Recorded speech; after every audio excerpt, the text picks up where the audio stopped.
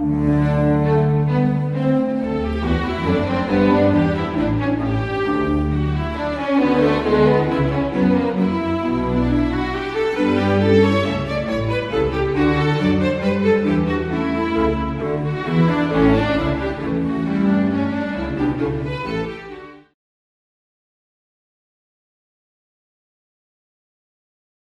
blog cafenapolitica.com.br e a TV Cidade Livre de Brasília, canal 8 da NET, trazem hoje o professor Pedro Rezende, da Universidade de Brasília.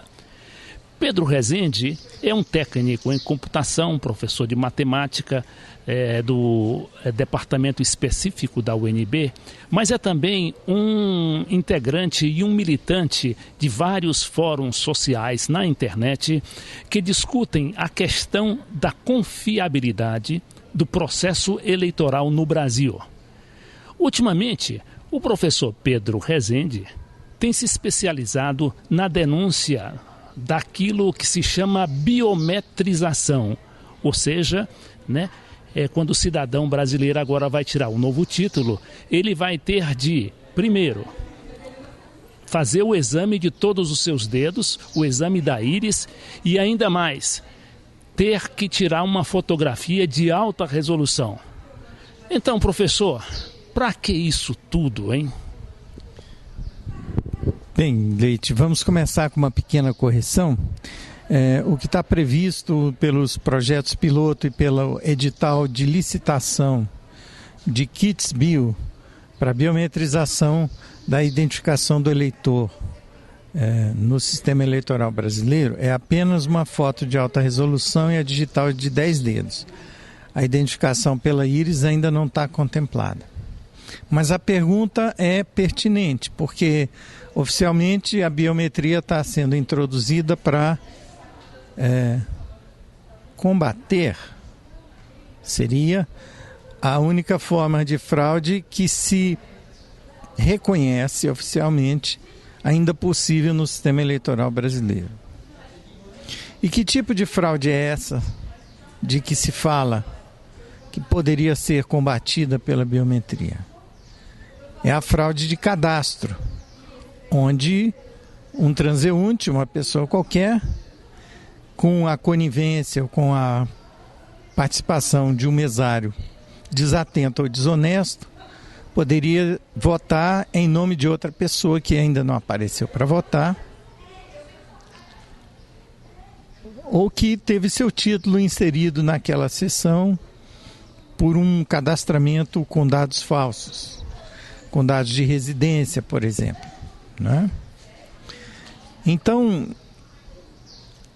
o que se tem hoje é a possibilidade do eleitor fantasma, um eleitor cadastrado numa sessão eleitoral, mas que não deveria estar porque ele ou já morreu ou mora em outro lugar, e também o eleitor fantasma vivo, que é alguém que vota em nome de outro que não compareceu ainda para votar.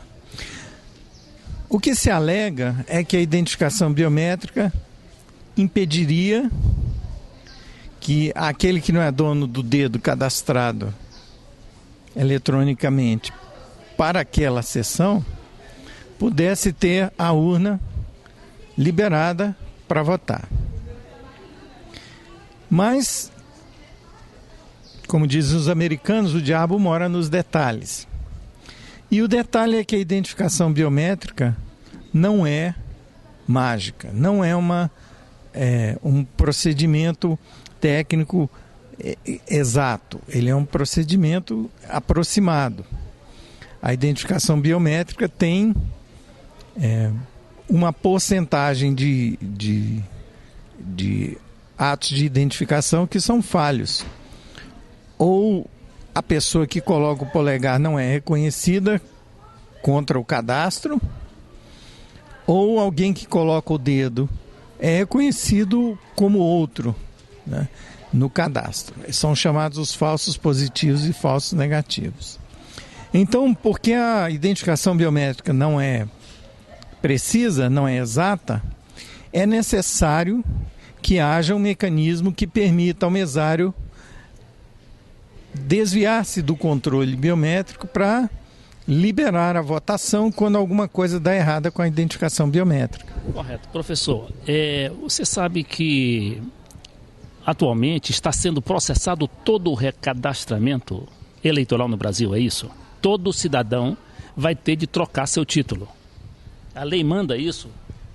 Olha, eu não entendo muito de legislação eleitoral, mas o que eu sei é que o recadastramento que tirou a foto do título de eleitor em 86, ela ocorreu por força de lei, né? Se a Justiça Eleitoral vai promover um recadastramento completo dos eleitores, mudando o documento de identificação do eleitor, cadastrando novos dados, eu imagino que isso aí deveria ser objeto de lei. É possível que a lei aprovada no Congresso no ano passado, em setembro de 2009, e sancionada pelo presidente da República, contemple algo nessa direção, porque nessa lei está estabelecido a autorização para a Justiça Eleitoral usar a biometria para identificar eleitores, né? Então, se isso é suficiente para a Justiça Eleitoral promover um recadastramento completo em massa no Brasil, ela estaria agindo conforme o entendimento do que diz essa lei. Até onde eu sei, essa é a única lei em vigor no âmbito eleitoral que autoriza a Justiça Eleitoral a usar a biometria para identificar eleitores, aprovada em setembro de 2009. Então, são hoje quase 140 milhões de eleitores, né? Se fizer a medição, a identificação biométrica de todos esses eleitores, ficará com um banco de dados importantíssimo, né? O que você tem denunciado aí através de seus artigos na imprensa é que esses dados poderão ser, de alguma maneira, transferidos para outros bancos de dados internacionais, inclusive bancos de dados dos Estados Unidos e de suas principais agências de informação, de inteligência, como a CIA, né? O FBI e outros, né? Europeus também. Até onde vai esse perigo? Olha, me preocupa bastante a falta de regulamentação com que a biometria está sendo introduzida no cadastramento eleitoral, no que diz respeito à legislação eleitoral em si. Apenas uma pequena passagem nessa lei que autoriza a Justiça Eleitoral a usar dados biométricos. Entretanto, há um projeto de lei que está tramitando no Senado que diz explicitamente que a Justiça Eleitoral teria direito de fazer o que bem quiser com esse banco de dados. Ceder uma cópia é que ela bem entender. O que, a meu ver, como cidadão e leigo, poderia estar infringindo o artigo 5º da Constituição Federal, que fala do direito à privacidade. Os dados biométricos que estão sendo colhidos para o recadastramento eleitoral, nos municípios onde o recadastramento piloto com o equipamento que já foi especificado em detalhes na licitação que está correndo esse ano para a aquisição de 200 mil urnas, já com a leitura biométrica embutida na compra, né? O cadastramento biométrico que já foi feito em alguns municípios, com equipamento já escolhido pela Justiça Eleitoral para ser usado em 200 mil urnas, conforme edital, ele usa dados com uma precisão bem menor do que aqueles dados que vão ser colhidos dos cidadãos brasileiros. Os dados que vão ser colhidos durante o recadastramento dos cidadãos são dados de alta precisão, cujo custo de manter e de pesquisar se justifica, na prática, apenas para aplicações forensico-criminais, para investigação policial, coisas do gênero. Onde, por exemplo, uma pequena fração de uma impressão digital precisa ser reconstruída e confrontada com a base de dados de criminosos convictos, por exemplo, né? Com o cadastramento eleitoral e com um projeto de lei que está tramitando no Senado, se aprovado, a Justiça Eleitoral poderia, por exemplo, aceitar qualquer tipo de contrato do fornecedor que vai administrar esse banco de dados, que vai fazer o gerenciamento ou o cadastramento, em troca de sabe-se lá o quê, porque esses contratos de gestão do banco de dados biométricos, das empresas terceirizadas que iriam gerir as plataformas que vão ser necessárias para acomodar tanta informação, né? Ainda não estão ainda esclarecidos. Isso, o leigo, o cidadão comum ainda não sabe como é que isso vai ser feito. Fala-se, há uma matéria, uma entrevista do secretário de Informática do TSE, dizendo que é um acordo técnico com a Polícia Federal para gerir esse banco de dados, ou para fazer parte do recadastramento ou algo assim, né? A meu ver, isso deveria ser matéria de exame mais detalhado, porque eu entendo que o cidadão não é obrigado a fornecer dados além daqueles para o fim a que se presume que o dado está sendo solicitado. Então, se a urna eletrônica vai ter cadastrado nela para fazer o batimento com os documentos que forem apresentados e com o eleitor que vai colocar o dedo no leitor biométrico no dia da eleição. Uma foto 2x2 em preto e branco e apenas 4 dos 10 dedos com uma leitora de baixa resolução do dado biométrico, porque trata-se de uma urna eletrônica que funciona por bateria, com pouca capacidade de processamento. Então, por que ele está sendo obrigado a fornecer dados de alta resolução que têm utilidade ou aplicação na prática, até hoje, apenas para investigação criminal?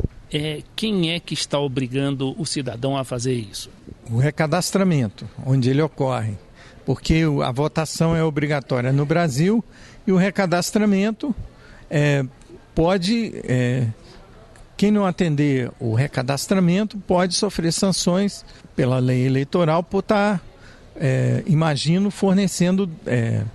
se negando a fornecer dados que a Justiça Eleitoral solicita. Se o eleitor comparecer para votar e a urna tiver identificação biométrica e ele não se recadastrou, ele pode ser enquadrado numa falta em relação ao cumprimento da legislação eleitoral. Essa é a minha interpretação de leigo. Não, só um momentinho. Onde está sendo feito esse recadastramento? É por zonas? É por amostragem?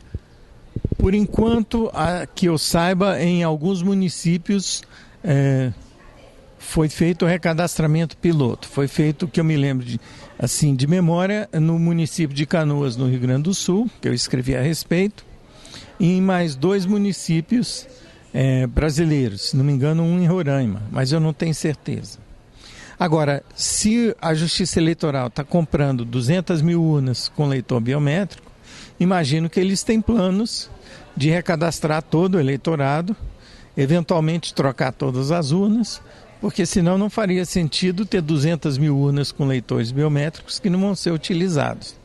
Fala-se no plano de identificação por biométrica como um fato consumado. Entretanto, ele não resolve o problema que ele alega-se que ele viria resolver, que é a eliminação da fraude de cadastro, porque tem que haver uma forma de permitir o eleitor cujo dado biométrico não é lido corretamente a votar sem a identificação biométrica, o que é o mesmo caminho. Nós temos um problema de tempo, professor, então a gente vai interromper seu raciocínio por alguns segundos para fazer e passar para o segundo segmento.